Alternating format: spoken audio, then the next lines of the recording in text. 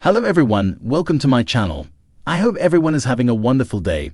Before starting the video, please go ahead and hit the subscribe button and give this video a like up. After prepping her home for the spooky season, the Real Housewives of Beverly Hills mom returned to Instagram to offer another glimpse at her decked out living room. Kyle posted a photo of her cozy night in with her youngest daughter, Portia Umansky, who was seen standing before the burning fireplace with her eyes glued to the TV.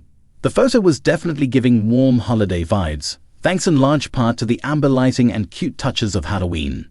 There were string lights, skeleton and witch figurines, ghost and pumpkin-shaped sofa pillows, and a Hello Fall marquee displayed next to the fireplace. However, there was one piece of decor that had some followers scratching their heads: a small artificial evergreen adorned with purple and green lights. RHOBH Kyle Richards shares a peek at her cozy night-in with daughter Portia Umansky. And that is a Halloween tree. Kyle wrote, "Not a Christmas tree. Let me live." She red-dressed the tree in her latest Amazon live stream, insisting the decorative piece elevated her home's coziness. "Yes, I have a Halloween tree," Kyle said during the October 9 broadcast. "I've never had a Halloween tree, by the way, but hey, if they sell it, I'm gonna buy it." So I was really excited. I really get excited to make my house feel cozy, inviting, and happy feeling. RHOBH daughter Alexia Umansky shares a peek at her mom Kyle Richards' indoor Halloween decor. The Beverly Hills mom acknowledged that not everyone was a fan of the Halloween tree, but it was a big hit among her family. Her daughter Alexia Umansky shared another look at the piece during a family movie night and preemptively defended her mother's decoration choice. "Yes guys, it's a tree, but it's Halloween tree, green, purple and orange," the newlywed captioned the story. "And the branches are black. This is my mother, do not judge her." Kyle reshared the post on her Instagram, adding that she wished the tree were larger and more decorated. #sorry. Kyle Richards and Kathy Hilton arrive at the 2024 People's Choice Awards held at Barker Hangar on February 18, 2024 in Santa Monica, California. "My girls love it. Alexia came home the other night and we all had dinner, and she was so excited about that," Kyle recalled. "She's like, I need a Halloween tree, but it feels so cute and cozy, and this really gets you in the mood for fall. I don't know, I love it." She continued, "Some people were very worked up thinking it was a Christmas tree, which, I mean, they should see my sister Kathy Hilton. She has a tree up year-round, at least downstairs. Little strange, not gonna lie."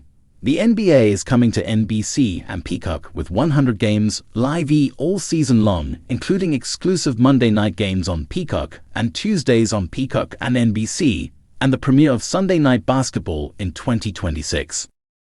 Kyle Richards, best known for her role on The Real Housewives of Beverly Hills, recently found herself in the eye of a social media storm, not over a dramatic confession or cast feud, but over her holiday decorating choices. In a move that surprised many of her fans and confounded some critics, Kyle unveiled what she referred to as a Halloween tree, a gleaming artificial evergreen she dressed up with purple and green lights, spooky ornaments, skeletons, and a dab of ghostly whimsy woven into her signature glamorous aesthetic. As she put it, "Yes, I have a Halloween tree, let me live." What struck many observers was the reaction. People were very worked up. To quote Kyle's own defense, comments ranged from bemused to critical to incredulous. For some, mixing Halloween tropes with a traditional evergreen was a bridge too far. Others wondered if this was an aesthetic overreach. But Kyle stood by her choice, framing the tree as one small way to infuse her home with coziness, personality, and seasonal joy.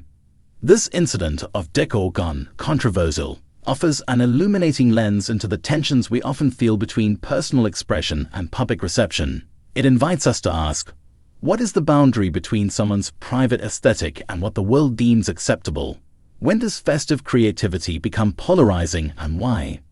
Decor is more than mere ornamentation. It's a form of language, a nonverbal expression of mood, identity, and intention. When Kyle talks about wanting her home to feel cozy, inviting, and happy feeling, she is doing something fundamentally human, shaping an environment that reflects her inner life, her tastes, and the emotional atmosphere she wants to create. Yet, when that private language is shared publicly, via Instagram, streaming broadcasts, social media, decor becomes subject to interpretation, to judgment, to the shifting tastes and sensibilities of wide audiences. A design that feels warm and whimsical to one viewer might appear garish or confusing to another. In the age of the internet, everything is magnified. Kyle's Halloween tree was, in her telling, a seasonal experiment. She'd never done one before. "If they sell it, I'm gonna buy it," she joked during an Amazon live stream. But once the tree went live on her feed, it became a target. Some viewers assumed it was a Christmas tree gone rogue. Others thought it was an aesthetic misstep. Some just couldn't get past the idea of merging holiday with spooky in such a central visual way. Kyle anticipated a little scrutiny. After all, she's no stranger to commentary, but she also clearly was surprised by how passionate some critics became. That phrase, "very worked up," is telling. It suggests not just disagreement but emotional investment. When a group of people feels strongly enough to speak up, it often means more than stylistic preference. It becomes about identity, norms, and unwritten rules of taste. In Kyle's case, the flashpoint seems to have been expectations. Many are used to seeing Halloween decor in certain archetypal colors, black, orange, deep purples, or in the form of pumpkins, skeletons, or eerie lighting. They are less used to seeing a tree in the mix, especially an evergreen, in that same frame. To some, that might feel like a softening, a dilution of the spooky. To others, it may feel incongruous or off-brand. But Kyle pushed back. She didn't retreat or apologize. Instead, she leaned in. She reshared her daughter Alexia's preemptive defense. "Yes, guys, it's a tree, but it's a Halloween tree. Do not judge her," and doubled down with a shrug. #sorry not sorry.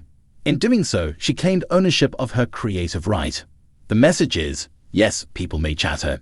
Yes, some may roll their eyes. But that doesn't mean she must conform. That doesn't mean she must suppress her seasonal vision. Kyle's tree debate underscores a broader point. In our image-saturated social media era, even small aesthetic choices can turn into public discourse. People see, they opine, they critique. You don't just decorate your home anymore. You decorate your public persona. This raises attention. How much should creators anticipate criticism? How much should they yield to crowd pressure?